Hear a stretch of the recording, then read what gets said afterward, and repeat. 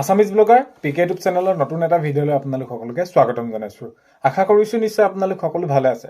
ভিডিঅ'ৰ থাম্বনেল আৰু টাইটেল দেখি আপোনালোকে নিশ্চয় গম পাইছে ভিডিঅ'ৰ কোনটো বিষয়ৰ ওপৰত হ'ব গৈ আছে যে হয় প্ৰধানমন্ত্ৰী আৱাস যোজনা। এতিয়া ইতিমধ্যে প্ৰায় 3 লাখতকৈ অধিক পৰিয়ালে সেই টকা পালে, মাননীয় মুখ্যমন্ত্ৰী মহোদয়ে শুভাৰম্ভ কৰিলে। এতিয়া কথাটো হ'ল যে কোনসকলক দিলে, এতিয়া নতুনকৈ জিঅ'টেক কৰা সকলৰ নে কি, কেতিয়াকৈ বা ৱেইটিং লিষ্ট আছে নেকি, এই বিষয়ে কি ক'লে মুখ্যমন্ত্ৰী মহোদয়ে। যদি পুৰণা লিষ্টৰ মতে পাইছে তেনেহ'লে এই নতুন জিঅ'টেক কৰাসকলে কেতিয়াকৈ পাব বা ৱেইটিং লিষ্ট আছেনে নাই আগৰ, সকলোখিনি আজিৰ ভিডিঅ'ৰ জৰিয়তে আপোনালোকক জনাব গৈ আছোঁ। ভিডিঅ'টো বহুত বেছি দীঘলীয়া নহয়, ভিডিঅ'টো আপোনালোকে শেষলৈকে চাওক। আপোনালোকৰ যিসমূহ প্ৰশ্ন আছিলে সকলোখিনি হয়তো আপোনালোকৰ সেইখিনি উত্তৰসমূহ আপোনালোকে পাব বুলি আশা কৰিছোঁ আৰু শেষলৈকে চালে গম পাব।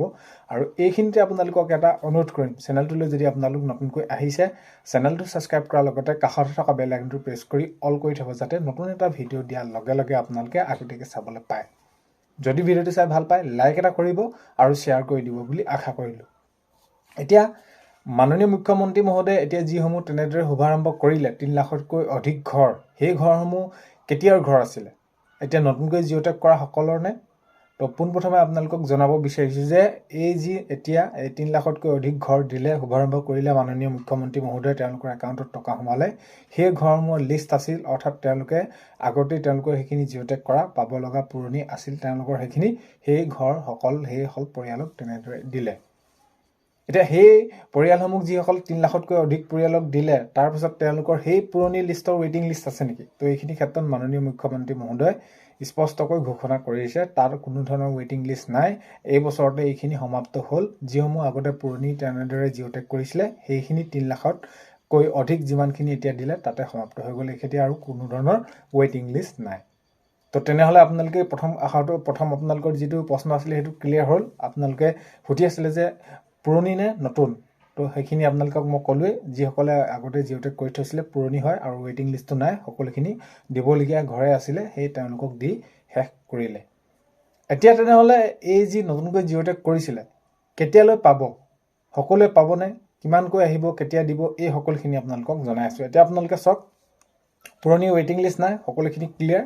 এতিয়া নতুনকৈ যিসকলে জিঅ'টেক কৰিছিলে, তো এই জিঅ'টেক কৰাৰ মই আগৰ ভিডিঅ'টোতে আপোনালোকক জনাইছিলোঁ, আপোনালোকে সকলোৱে পাব। এতিয়া লিষ্টত নামো আহিছে বহুতৰে, কিন্তু এইখিনিত এটা কথা যে চৰকাৰে এইখিনি ক্ষেত্ৰত বহুত কঠিন হৈ পৰিছে, বহুত তেনেদৰে কঠোৰভাৱে এইখিনি চাব। যিহেতু এতিয়া সখী বাইদেউসকল বা পঞ্চায়তৰ প্ৰতিনিধিসকলক তেনেদৰে জিঅ'টেকিং কৰিবৰ বাবে দিছিলে, তো এতিয়া তেওঁলোকে জনাইছে যে কিছুমানৰ ঘৰ এনেকুৱা ধৰণৰ হ'ল, কাৰোবাৰ গোহালি ঘৰে হওক, কাৰোবাৰ খেৰৰ ঘৰে হওক, কাৰোবাৰ ধান থোৱাৰ ঘৰে হওক, তো তেওঁলোকক সেইখিনি তেনেদৰে কিছুমান ফটো দিয়াৰ ফলত এতিয়া কি হ'ব, তেনেকুৱা ধৰণৰ হ'লে কাৰোবাৰ ঘৰত ধৰি লওক পকা ঘৰে কিন্তু তেওঁলোকৰ ঘৰত খেৰৰ ঘৰটো মাৰি দি দিছে, তো তেনেকুৱা ধৰণৰ হোৱাৰ লগে লগে প্ৰকৃত যিজন হিতাধিকাৰী তেওঁ বাদ পৰি যাব। চ' সেইবাবে এইখিনি এইবাৰ এই যি জিঅ'টেক কৰাৰখিনি লিষ্টৰ ওলালে যদিও এইখিনি কঠোৰভাৱে আকৌ চোৱা হ'ব আগন্তুক সময়ত। আৰু যদি এনেকুৱা ধৰণৰ কোনোবাই কৰিছে বা তেনেকুৱা ধৰণৰ হৈছে প্ৰকৃততে, তেওঁলোকৰ ব্যৱস্থাও এইখিনি কৰিব, যিসকলে সখী বাইদেৱে তেনেদৰে জিঅ'টেক কৰিছিলে। কাৰণ কেলৈ এনেধৰণৰ এনেকুৱা কাম কৰিলে প্ৰকৃত যিসকল হিতাধিকাৰী তেওঁলোক বাদ পৰি ৰাখে। তো সেইখিনি আপোনালোকে গম পালে। এতিয়া যিসকলৰ লিষ্টত নাম আহিছে, যিসকলে প্ৰকৃত হিতাধিকাৰী, যিসকলে পাব লাগে তেওঁলোকে পাবই, বহুত বেছি চিন্তা কৰাৰ প্ৰয়োজন নাই।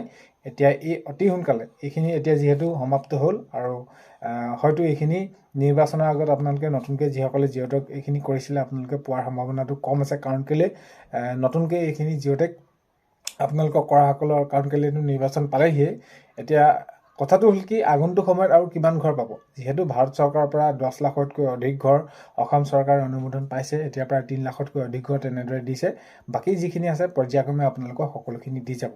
আৰু কথাটো সেইটো, আৰু নতুনসকলে জিঅ'টেক কেতিয়া পাব, কি কৰিব, জিঅ'টেক কৰাসকলে কেতিয়া ঘৰ পাব, এইখিনি ক্ষেত্ৰত কোনো ধৰণৰ আপডেট নাই, কিন্তু পোৱাটো আপোনালোকে অতি সোনকালে পাব। বহুত এটা বেছি দেৰি এইখিনি ক্ষেত্ৰত নকৰে, যিহেতু মাননীয় মুখ্যমন্ত্ৰী মহোদয়ে তেনেদৰে সেইখিনি জনাইছে। তো দেখা যাওক, হয়তো এপ্ৰিল মানৰ পৰা সেইখিনি নিৰ্বাচন হ'ব, তাৰ আগে আগে হয়তো আপোনালোকে জানুৱাৰী ফেব্ৰুৱাৰী মানতে হয়তো আপোনালোকৰ একাউণ্টত সোমাবলৈ আছে। কাৰণ কেলৈ এখন হৈছে ৰানিং আপোনালোকৰ আঁচনি, তো ৰানিং আঁচনি হ'লে এইখিনি আপোনালোকে পাব পাৰে। কিন্তু কথাটো হ'ল কি, এতিয়া এই যে নতুন যিসকলৰ লিষ্ট আহিছে সেই লিষ্টৰ মতে যদি তাত অলপমান খেলি মেলি হৈছে, কিন্তু তেওঁলোকে সেইখিনি পোৱাত অসুবিধা হ'ব। বাকী আপোনালোকে অতি সোনকালে পাব, যিসকলে সেইখিনি লিষ্টত নাম আহিছে পাবই, আপোনালোকে পাবলগীয়াসকলে। আৰু বহুত এটা বেছি দিন নাই, আপোনালোকে পাব এইখিনি ক্ষেত্ৰত। আৰু এইখিনি ক্ষেত্ৰত আগন্তুক সময়ত মাননীয় মুখ্যমন্ত্ৰী মহোদয়ে এইখিনি জনাম বুলি কৈছে। তো গম পোৱা যাওক কি হয় কি নহয়।